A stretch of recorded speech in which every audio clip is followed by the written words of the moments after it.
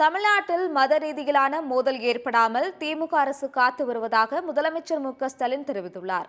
சென்னை திருவான்மியூரில் திமுக சிறுபான்மையினர் நல உரிமை பிரிவு சார்பில் இஃப்தார் நோன்பு திறக்கும் நிகழ்ச்சி நடைபெற்றது. இதில் முதலமைச்சர் மு.க.ஸ்டாலின் கலந்து கொண்டார். அப்போது பேசிய அவர், திமுக ஆட்சியில் கொண்டுவரப்பட்ட இஸ்லாமியர்களுக்கான திட்டங்களை பட்டியலிட்டார். அரசியல் ரீதியிலான அச்சுறுத்தல்களில் இருந்து இஸ்லாமியர்களை திமுக அரசு காப்பதாக கூறினார்.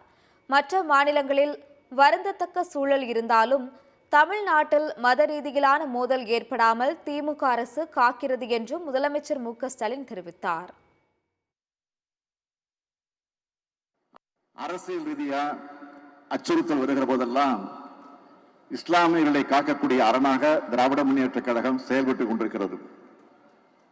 மற்ற மாநிலங்களில் வருந்தத்தக்க சூழல் இருந்தாலும் நம்ம தமிழ்நாட்டில் மத ரீதியான வன்முறைகள் ஏற்படாம காத்து வரக்கூடிய அரசா நம்ம திமுக அரசு எப்பவுமே இருந்து வந்திருக்கு.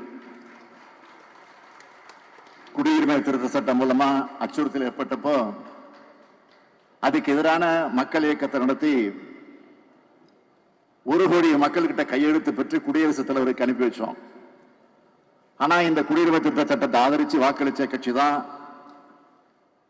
இன்னைக்கு இருக்கக்கூடிய அதிமுக கட்சி.